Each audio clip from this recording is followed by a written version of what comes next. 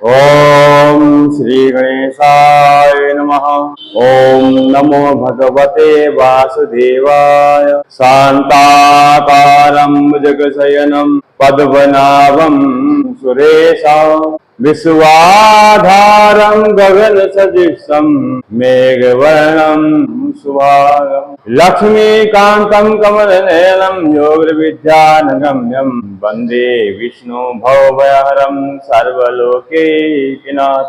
हे भगवान श्री हरि विष्णु, हे लक्ष्मीपति, हे बद्रीनारायण विशाल, आज हम आपकी पावन एकादशी के चौथे भाग में प्रवेश कर रहे हैं। हे प्रभु, हमारे जीवन में यदि कोई अशांति है तो उसे दूर करने की शक्ति दीजिए। हमारे कर्मों में यदि कोई दोष है तो उसे पहचानने की बुद्धि दीजिए। हमारे भीतर यदि अहंकार है तो उसे दूर कीजिए और हमें ऐसी करुणा दीजिए कि हम अपने सामर्थ्य के अनुसार किसी जरूरतमंद के काम आ सके। ओम बद्रीनारायणाय नमः। ओम नमो नारायणाय। जय श्री बद्री विशाल। आप सभी धर्म प्रेमी श्रद्धालुओं को मेरा सादर प्रणाम है। मैं हूँ ज्योतिषाचार्य पंडित प्रमोद दयाल शास्त्री जी। श्रावण शुक्ल पक्ष की पवित्र एकादशी की हमारी इस विशेष आध्यात्मिक श्रृंखला में आपका पुनः हार्दिक स्वागत है। पिछले भाग में हमने जाना कि एकादशी का व्रत किस प्रकार किया जाता है, पूजन कैसे करना चाहिए, संकल्प कैसे लेना चाहिए, भगवान विष्णु को क्या अर्पित करना चाहिए, तुलसी का महत्व क्या है, मंत्र जप कैसे करना है और द्वादशी के दिन पारण का क्या महत्व है। लेकिन आज का भाग इसलिए विशेष है क्योंकि आज हम जानेंगे एकादशी पर कौन से दान किए जा सकते हैं, कौन से सात्विक उपाय किए जा सकते हैं, संतान सुख की कामना करने वाले दंपति कौन सी साधना कर सकते हैं और सबसे महत्वपूर्ण एकादशी के दिन क्या करना चाहिए और क्या नहीं करना चाहिए। तो आइए भगवान बद्रीनारायण विशाल के श्री चरणों में प्रणाम करके आगे बढ़ते हैं। सबसे पहले समझिए दान का वास्तविक अर्थ। प्रिय भक्तजनों, दान केवल वस्तु देने का नाम नहीं है। दान देने का अर्थ है अपने भीतर के स्वार्थ को थोड़ा कम करके किसी दूसरे के जीवन में उपयोगी बनना। यदि आपके पास धन है तो धन से सेवा करें, यदि धन नहीं है तो अन्न से सेवा करें और यदि अन्न नहीं है तो जल पिलाइए। यदि वहां भी संभव नहीं है तो किसी दुखी व्यक्ति को सांत्वना दीजिए, क्योंकि सेवा का मूल्य वस्तु की कीमत से नहीं, भावना की पवित्रता से तय होता है। पहला विशेष उपाय जलदान। आज की हमारी कथा में आपने स्वयं सुना कि एक प्यासी जीव को जल से वंचित करने का कर्म राजा महाजीत के पूर्व जन्म में जुड़ा बताया गया है। इसलिए इस एकादशी पर जलदान का संदेश विशेष रूप से सुंदर बन जाता है। इसलिए इस एकादशी पर जलदान का विशेष रूप से सुंदर बन जाता है। गर्मी के मौसम में किसी प्यासे व्यक्ति को जल पिलाइए। जहाँ संभव हो सार्वजनिक स्थान पर स्वच्छ पेयजल की व्यवस्था की। पक्षियों के लिए जलपात्र रखिए। गाय, पशु, पक्षी, अन्य जीवों के लिए भी पानी की व्यवस्था कर सकते हैं। लेकिन ध्यान रखिए, जलदान केवल एक दिन का दिखावा ना हो। यदि संभव हो तो इसे अपनी नियमित सेवा का हिस्सा बनाइए। दूसरा उपाय फलदान। एकादशी के दिन अपनी सामर्थ्य के अनुसार फल किसी जरूरतमंद व्यक्ति को दें, विशेष करके ऐसे व्यक्ति को दें जिसे वास्तव में आवश्यकता है। और भगवान के सामने फल अर्पित करने के बाद उसे प्रसाद के रूप में बांटना भी एक सुंदर सेवा बताई गई। मन में भावना रखें, हे श्री हरि प्रभु, यह फल मेरे अहंकार के लिए नहीं है, आपकी कृपा के प्रति कृतज्ञता के रूप में अर्पित है। तीसरा उपाय पीले वस्त्र का दान। भगवान विष्णु का पीताम्बर स्वरूप भक्तों के मन में विशेष श्रद्धा उत्पन्न करता है। इसलिए एकादशी पर अपनी सामर्थ्य के अनुसार पीले वस्त्र, कपड़े या उपयोगी वस्त्र जरूरतमंद व्यक्ति को दान किए जा सकते हैं। दान करते समय फोटो खिंचवाना, प्रदर्शन करना या सामने वाले को छोटा महसूस कराना उचित नहीं। दान की सबसे सुंदर पहचान है गुप्त सेवा और विनम्रता। चौथा उपाय अन्नदान। एकादशी के दिन स्वयं व्रत रखने का अर्थ यह नहीं कि हम भूखे व्यक्ति को भोजन से वंचित रखें। अपनी परंपरा और सामर्थ्य के अनुसार जरूरतमंद को भोजन कराना अत्यंत सुंदर माना गया है। आप भोजन, फल, दूध या आवश्यक खाद्य सामग्री दान कर सकते हैं। और यदि द्वादशी के पारण के बाद अन्न दान करते हैं तो उसे भी श्रद्धा से सेवा का रूप दिया जा सकता है। पांचवा उपाय है गौ सेवा। सनातन परंपरा में गौ सेवा का विशेष धार्मिक महत्व माना गया है। एकादशी के अवसर पर अपनी सामर्थ्य के अनुसार गौशाला में चारा देना, गाय को उचित आहार देना, गौशाला की सेवा करना या वहां आवश्यक वस्तु उपलब्ध कराना एक सेवा का माध्यम बन सकता है। लेकिन ध्यान रखें, गाय को ऐसा भोजन ना दें जो उसके लिए हानिकारक हो। सेवा वही है जिससे वास्तव में जीव का हित हो। छठा उपाय है तुलसी सेवा। भगवान विष्णु की आराधना में तुलसी का विशेष महत्व बताया गया है। एकादशी के दिन तुलसी के पौधे के पास दीपक जलाकर भगवान विष्णु का स्मरण कर सकते हैं। श्रद्धा पूर्वक कहिए ओम तुलसी नमः, ओम नमो भगवते वासुदेवाय।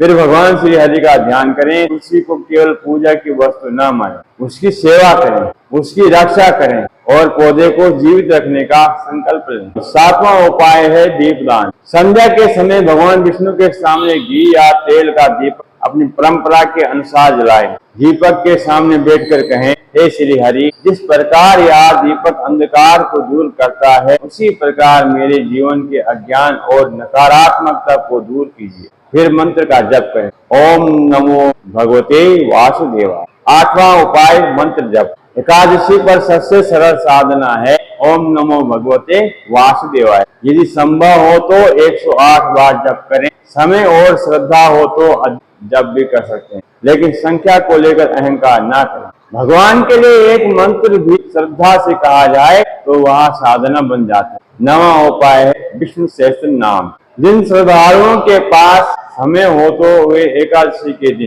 विष्णु सहस्त्र नाम का पाठ या श्रवण कर सकते हैं। यदि पूरा पाठ संभव न हो तो कुछ श्लोकों का श्रद्धा पूर्वक पाठ करें। भगवान के नाम का श्रवण भी मन को सात्विक दिशा देता है। संतान सुख की कामना करने वालों के लिए विशेष प्रार्थना। अब इस एकादशी का एक विशेष पक्ष, क्योंकि इसे पुत्रदा एकादशी भी कहा जाता है, इसलिए संतान सुख की कामना रखने वाले दंपति भगवान श्री हरि के सामने श्रद्धा पूर्वक प्रार्थना कर सकते हैं।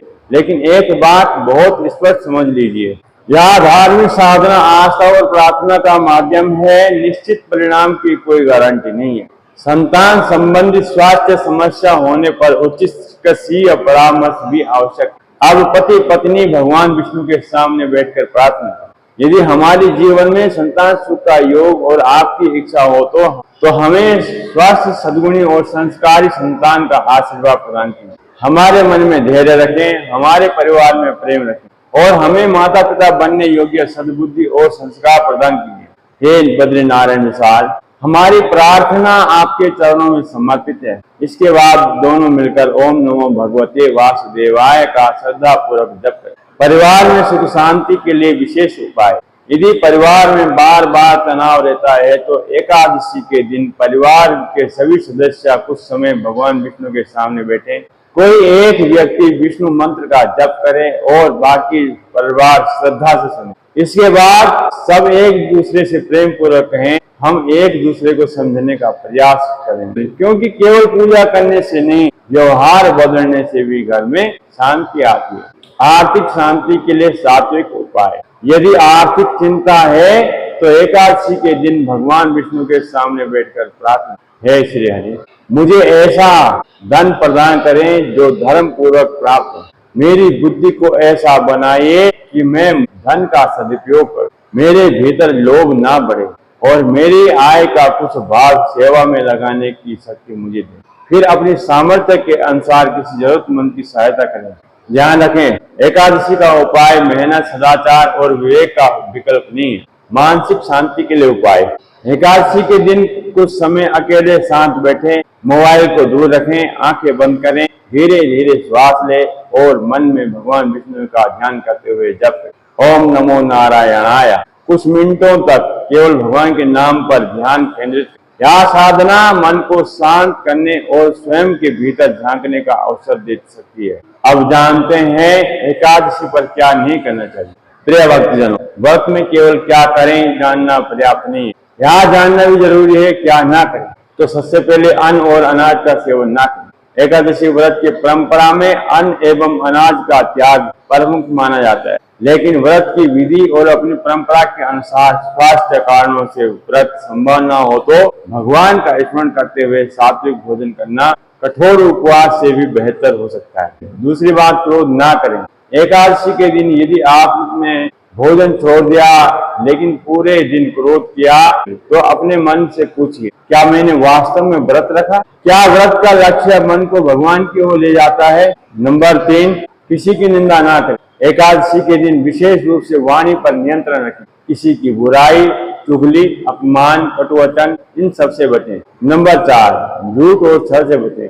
भगवान के सामने यदि दीपक जलाकर हम किसी व्यक्ति के साथ छल करें तो साधना का उद्देश्य कमजोर हो जाता है। इसलिए सत्य बोलिए, मधुर बोलिए और आवश्यक ही बोलिए। नंबर 5, नशे और तामसिक आचरण से बचें। एकादशी को नशा, मांसाहार और तामसिक जीवन शैली से दूर रहना चाहिए। यह दिन मन को सात्विक बनाने का अवसर। नंबर 6, व्रत का अहंकार न करें। यह मत कहिए मैंने निर्जल व्रत किया इसलिए मैं सबसे बड़ा भक्त हूँ। याद रखिए, अहंकार व्रत की तपस्या को कमजोर कर देता है। भगवान को दिखावा नहीं, समर्पण चाहिए। नंबर 7, किसी जरूरतमंद का अपमान करके दान ना करें।